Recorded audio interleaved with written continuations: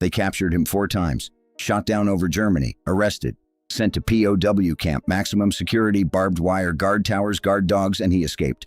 3 times. The first time, dug a tunnel under the wire, caught. The second time, stole a guard uniform, caught. The third time, the Great Escape. 76 prisoners, 50 executed. He survived. Why? Because he was Scottish. And Scots don't give up. His name was Flight Lieutenant Robert Bob Kerr, RAF pilot, escape artist, the man the Germans called the Mole. This is his story of persistence, of courage, and of never accepting captivity. Robert Kerr, born 1918, Glasgow, Scotland. Working class family. Father worked in the shipyards by the Clyde River. Growing up, Kerr saw ships, saw planes, and decided, I'm going to be a pilot. Joined the RAF in 1936, Royal Air Force. Got training, passed his tests, learned to fly Spitfires. He was a good pilot. But more importantly, he was a problem solver. Every problem had a solution. This skill would save his life. Multiple times. September 1940, Battle of Britain. Luftwaffe bombing England. RAF flying every day. Kerr, too, in his Spitfire. One day, patrol over France, and encountered German fighters. Messerschmitt Bf-109s. Fast, deadly, fight started. Kerr maneuvered, fired, but was outnumbered. A Messerschmitt got behind him, fired, hit Kerr's plane. Engine caught fire, controls didn't respond. He was going down, no other choice. Bailed out, parachute open, hit the ground. But wrong side, German-occupied France. And within hours, German soldiers found him, prisoner. His first camp was small, northern France, old barracks, about 100 prisoners, mostly British pilots. When Kerr arrived, what did he do? Observed everything, guard routines. What time do they patrol? Which areas do they check? Where's the wire weak? When do gates open? Every detail mattered. And Kerr took notes, in his mind.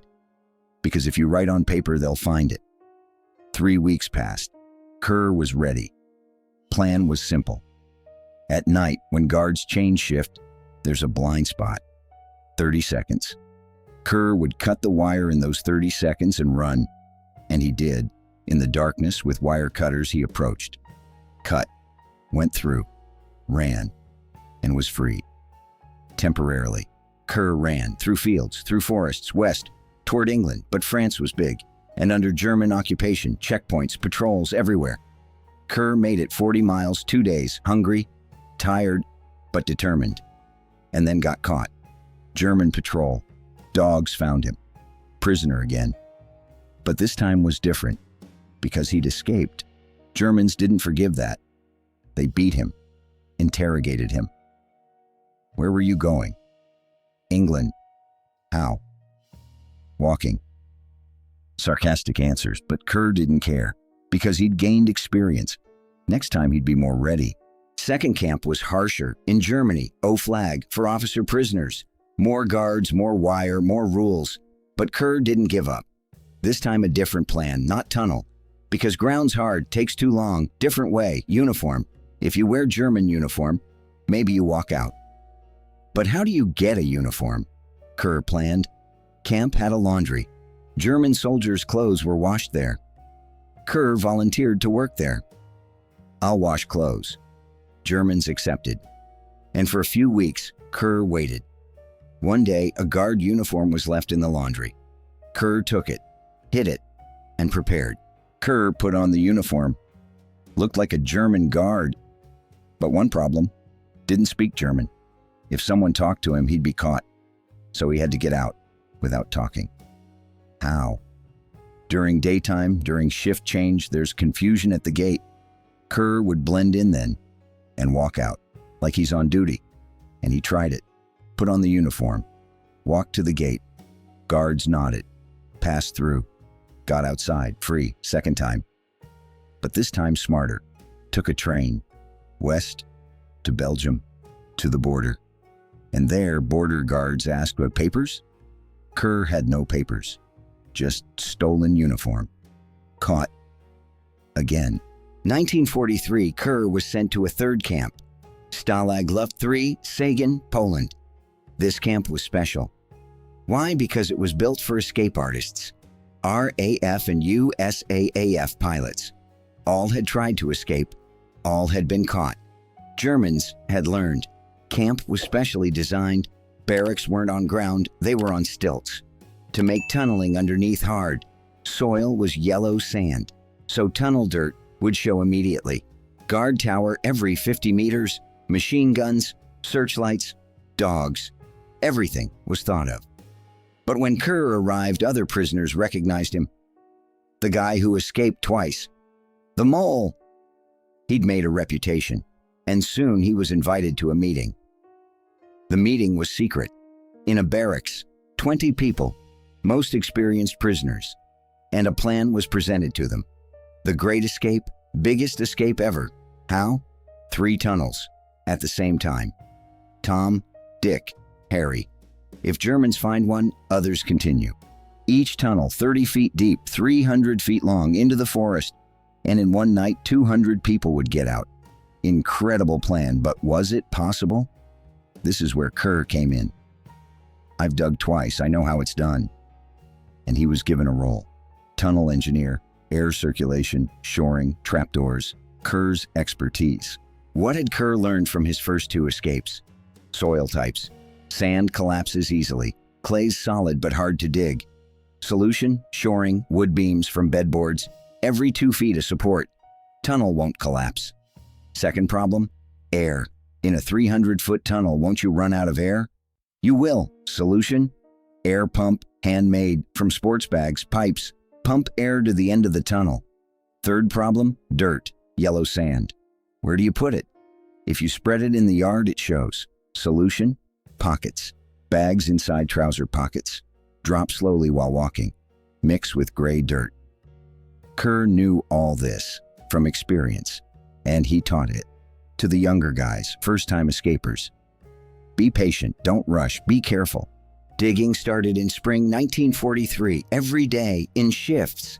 Some prisoners digging, some hauling dirt, some keeping watch.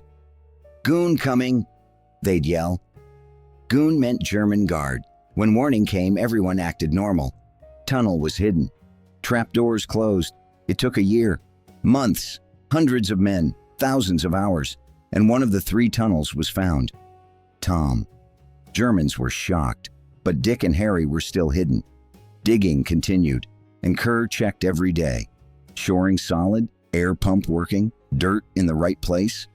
Every detail mattered, because one mistake could kill everyone. March 24th, 1944. Harry tunnel ready, 300 feet long. To the forest, tonight 200 people would get out. List was made. Kerr was on it. Number 45. In the darkness, prisoners lined up. One by one went into the tunnel. It was dark, narrow, hot, but there was hope. Hope of freedom. First man got out, then second, then third, going slow, because tunnel's narrow. You have to crawl for hours. When Kerr's turn came, 76 people had gotten out. But there was a problem. Tunnel wasn't long enough. Exit point wasn't inside the forest, it was at the edge. Close to guard tower. Dangerous. But no turning back now.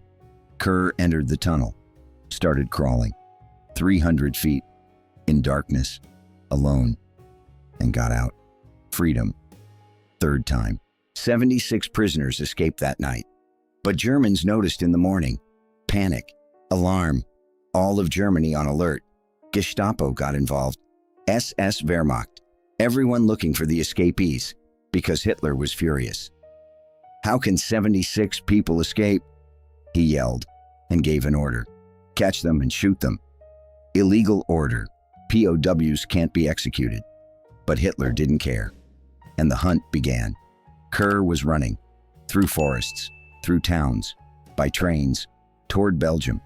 But everywhere was full of Germans. Checkpoints, patrols, dogs, and one by one escapees were caught. 73 of them, and 50 were executed. By Gestapo. Shot. In the back. War crime. But it happened. Kerr was caught too.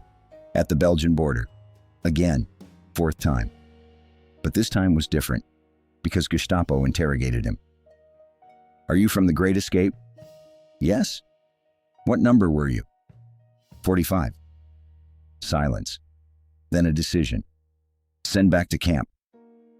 Why didn't they execute him? We don't know. Maybe he was lucky.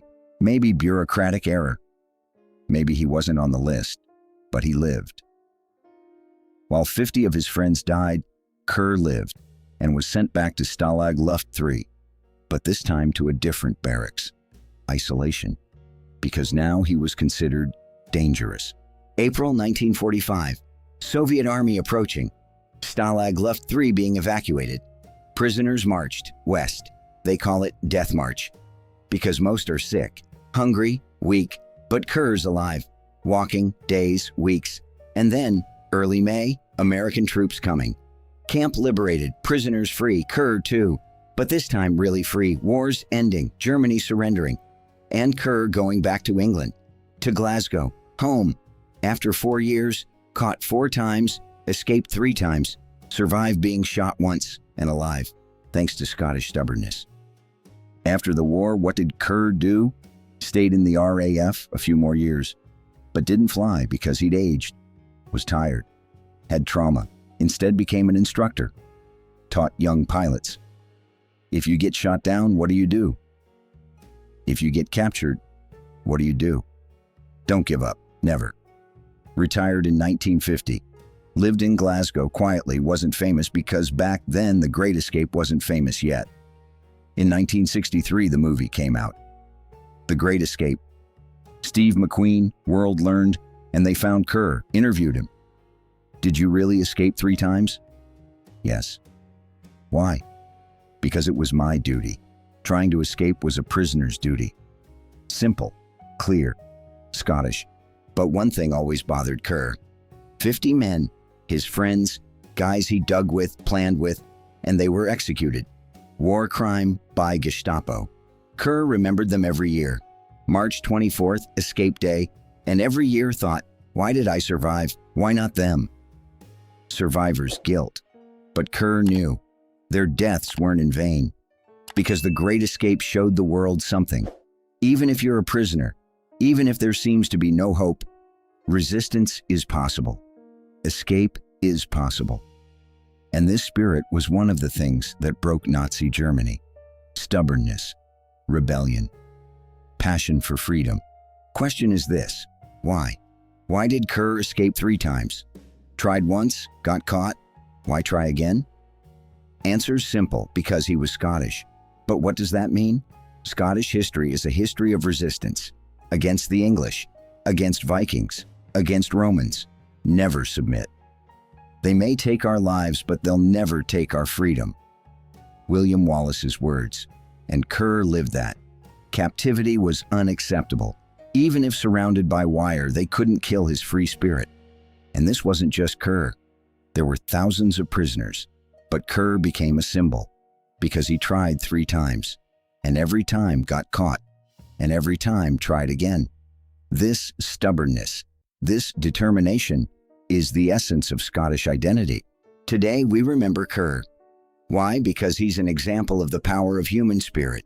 Caught 4 times, escaped 3 times, 50 friends died, but he survived and told his story to young generations. Don't give up. When it gets hard, work harder. When you lose, try again. Simple messages, but powerful, because Kerr proved it by living it. Did things that seemed impossible. And how did he do it? With intelligence, with patience, with stubbornness, and some luck. But most importantly, by never giving up. Died in 1985, age 67. Funeral in Glasgow. Hundreds came. Former prisoners, pilots, their families, and everyone said the same thing. Kerr never gave up. Neither should we. The Great Escape is legendary today, thanks to the movie. But the movie doesn't tell the whole truth. Steve McQueen doesn't escape on a motorcycle. Never happened. 76 people escaped, only 3 succeeded. Rest were caught, 50 were killed. That's tragedy, but also victory. Because it panicked the Germans, put all of Germany on alert. Thousands of soldiers were used to search for escapees. Those soldiers could have been at the front, but they weren't. They were searching for escapees. That's strategy. War isn't won just with weapons. It's won with morale too. And the Great Escape raised Allied morale, lowered Nazi morale, and guys like Kerr made it possible. What do we learn from this story? Persistence. Kerr's intelligence was average, physical strength normal, had no special talent, but had persistence. Failed once, I'll try again. Failed twice, I'll try a third time. This mental strength changes everything.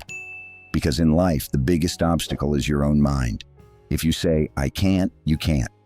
If you say, I'll try, maybe you'll fail, but you'll learn. Kerr learned from every escape. First time cutting wire wasn't enough. Second time uniform wasn't enough. Third time tunnel digging was the best, because he accumulated experience. Learned from mistakes.